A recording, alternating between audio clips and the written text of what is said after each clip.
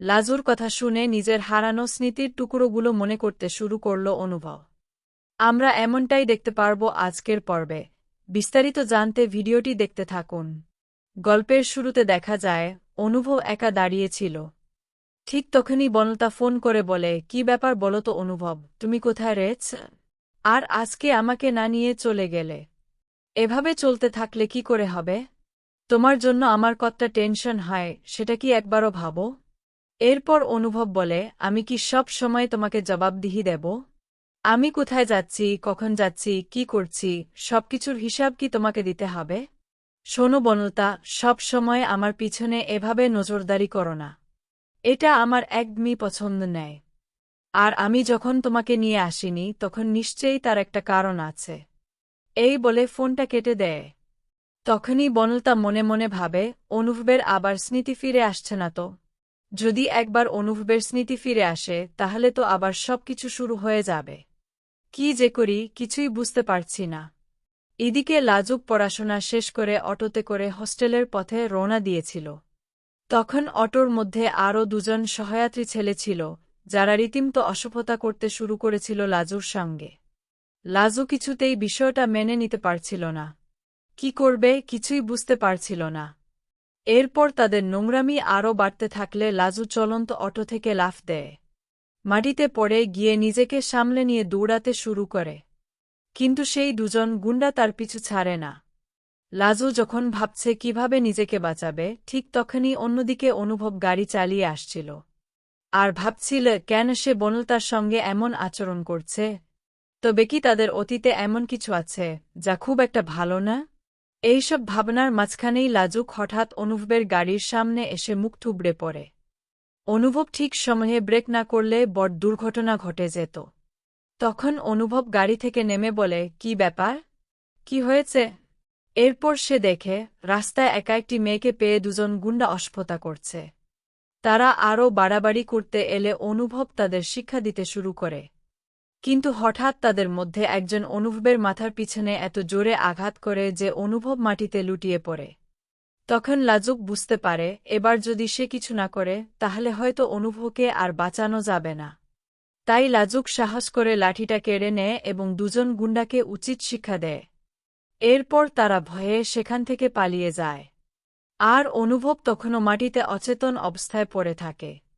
এদিকে রাস্তা একেবারে শুনশান, চারপাশ পুরো ফাঁকা। কি করবে কিছুই বুঝে উঠতে পারছিল না লাজু। অনেক গাড়ি পাশ দিয়ে চলে যাচ্ছিল, কিন্তু থামার জন্য অনুরোধ করলেও কেউ গাড়ি দাঁড় করাচ্ছিল না। লাজু যখন ভাবছিল কিভাবে অনুভবকে গাড়িতে তুলে বাড়ির পথে নিয়ে যাবে, তখন সে অনুভবের চোখে মুখে জলের ছিটে দেয় এবং জ্ঞান ফেরানোর চেষ্টা করে। কিছুক্ষণ পর অনুভবের জ্ঞান ফিরে আসে। তখন লাজু উদ্বিগ্ন হয়ে বলে, তুমি ঠিক আছো তো? তোমার কোনো অসুবিধা হচ্ছে না তো? অনুভব বলে, মাথায় একটু লেগেছে। আসলে মাথায় তো এমনিতেই ব্যথা ছিল। তখন লাজুক বলে, কেন যে ভগবান বারবার আমাদের সঙ্গে এমন করেন কে জানে।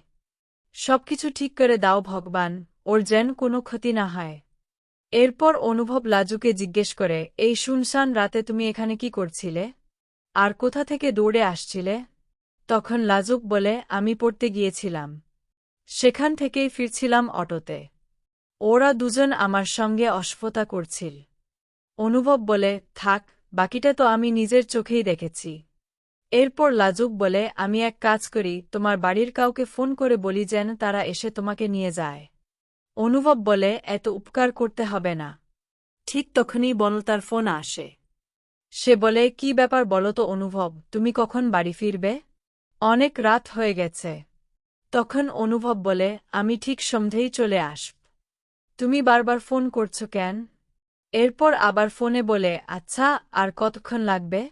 বাড়ির সবার মনের অবস্থাটা একবার ভাবো। আমরা সবাই তোমাকে নিয়ে খুব চিন্তার মধ্যে আছি। সবে তো এত বড় একটা দুর্ঘটনা ঘটেছে। এখন যদি তুমি নিজের কথাও না ভাবো, আমাদের কথাও না ভাবো, তাহলে কি করে হবে? অনুভব বলে, আমি এক্ষুনি আসছি। এই বলে ফোনটা কেটে দেয়। তখন বাড়িতে সবাই চিন্তায় পড়ে যায়। অনুভবের মা বলেন, আজ যদি ও বাড়ি ফিরে আসে তাহলে তুমি আমার সঙ্গে কথা বলো। ওকে বুঝিয়ে বলো যেন এভাবে আর না করে। হ্যাঁ, আমি গাড়ি চালাতে খুব ভালো পারি না ঠিকই, কিন্তু আমি ওকে নিয়ে যেতে পারব। ও যেন নিজে গাড়ি চালিয়ে কোথাও না যায়। তাহলে সমস্যা কমার বদলে আরও বাড়বে। তখন জেঠু বলেন, আমি তো জানি, কিন্তু ওকে কিছু বললে কি আর শোনে? ও তো এখন কারো কথাই শুনতে চায় না। দেখা যাক কি হয়। এদিকে লাজুক বলে, তোমার বাড়ির লোক ফোন করেছে, তুমি সবটা বললে না কেন? দেখো, এভাবে তো হয় না। আমি তোমাকে একা ছেড়ে দিতে পারবো না। তুমি গাড়ি নিয়ে বাড়ি যাবে, আমিও তোমার সঙ্গে যাব। তোমাকে বাড়িতে পৌঁছে দিয়ে তারপর আমি হোস্টেলে ফিরে যাব। অনুভব বল, তোমাকে যদি আজ আমি না বাঁচাতাম তাহলে তোমার কি অবস্থা হতো বুঝতে পারছ? আর তুমি বলছ আমাকে বাড়ি পৌঁছে দিয়ে আসবে। কত রাত হবে তোমার কোনো ধারণা আছে? তখন লাজু বলে, ওসব নিয়ে আমি ভাবছি না। তুমি একদিন আমার জীবন বাঁচিয়েছিলে। এখন তোমার কথা ভাবাটা আমার আরও বেশি দরকার। এরপর লাজুক অনুভবকে গাড়িতে উঠতে বলে এবং নিজেও অনুভবের পাশের সিটে বসে পড়ে। অনুভব মনে মনে ভাবে, কেন জানি না, আমার মনে হচ্ছে এই মেয়েটাকে নিয়ে আমি আগেও গাড়িতে করে অনেক জায়গায় গিয়েছি। কিন্তু স্মৃতিগুলো একটাই ঝাপসা যে কিছুই মনে করতে পারছি না। অন্যদিকে লাজুকও ভাবতে থাকে, কোনোদিন ভাবিনি খিটকেলের সঙ্গে এভাবে গাড়িতে বসে যাব, যেখানে খিটকেল আমাকে চিনতেই পারছে না। কি করে আমি বোঝাই যে আমি খিটকেলকে কতটা চিনি? কিন্তু খিটকেল কিছুই বুঝতে পারছে না। অনুভব বোঝার চেষ্টা করে অতীতে হয়তো লাজুর সঙ্গে তার কোনো বিশেষ সম্পর্ক ছিল। এদিকে বাড়িতে বনলতা সবার সঙ্গে কথা বলতে থাকে। সে বলে, অনুভব আমাদের কারো কথা শোনে না। যদি কথা শুনত তাহলে আজ এই দিন দেখতে হতো না। তোমরা কিন্তু ওকে বুঝিয়ে বলবে যেন এভাবে আর না বেরোজ। তখন জেঠু বলেন, আমি তো চেষ্টা করব। কিন্তু এত তাড়াহুড়ো করে ওকে বোকাচকা করা ঠিক হবে না। বুঝতেই তো পারছ, ছেলেটা সবে একটা বড় অপারেশন থেকে উঠেছে। এখন যদি আমরা ওকে বকাবকি করি তাহলে ওর খুব খারাপ লাগবে। সেটা কি ভালো হবে? তখন বনলতা বলে, কিন্তু তোমরা যদি ওকে শাসন না করো তাহলে তো আবার একই কাজ করবে। আমার তো মনে হচ্ছে ওর মনে লাজুর কথা এখনো কোথাও না কোথাও আছে। না হলে এত রাত করে বাইরে থাকত কেন? আমি খবর নিয়েছিলাম অনেক আগেই অফিস থেকে বেরিয়ে গিয়েছিল। তখন জেঠু বলেন, এমনিতেই তো অনেক কিছু মনে নেই। আর এসব বলে কোনো লাভ হবে বলে আমার মনে হয় না। ঠিক তখনই ঠাম্মি বলে ওঠেন, সত্যিই অবাক লাগে। বাড়ির সবাইকে মনে রেখেছে, একমাত্র শুধু লাজুকে ভুলে গেছে। একটা সময় ছিল যখন লাজুকে ছাড়া অন্য কোনো কথা বলতেই চাইত না। আর আজ সবকিছু কেমন যেন বদলে গেছে। তবে লাজুর সঙ্গে কৃষ্ণের যে সম্পর্ক ছিল সেটা কি কোনোদিনও মনে করতে পারবে না? এই প্রশ্নটাই এখন সবাইকে ভাবিয়ে তুলছে। এর মাঝখানে দেখা যায়, লাজু উদ্বিগ্ন হয়ে বলে, দেখো, তোমার কি খুব কষ্ট হচ্ছে? তোমার কি মাথায় খুব যন্ত্রণা করছে? আমি কিছু একটা করি? তখন অনুভব বলে, থাক, আমি তোমার প্রথম রোগী হতে চাই না। আমি ঠিক আছি। মাথায় চোট লেগেছে, তাই একটু কষ্ট হচ্ছে ঠিকই, কিন্তু সব ঠিক হয়ে যাবে। তখন লাজুক বারবার একটি কথাই বলার চেষ্টা করে, যদি কোনো কষ্ট হয় তাহলে যেন তুমি আমাকে অবশ্যই বলো। কোনো দ্বিধা করবে না। এদিকে বনলতা বলে, এত গাড়ির আওয়াজ পাওয়া যাচ্ছে, মনে হচ্ছে অনুভব চলে এসেছে। এরপর অনুভবকে দেখে সে চমকে যায় ঠিকই, কিন্তু লাজুকে দেখে তার থেকেও বেশি অবাক হয়ে যায়। সঙ্গে সঙ্গে বনলতার মনে ভয়ে ঢুকে যায়।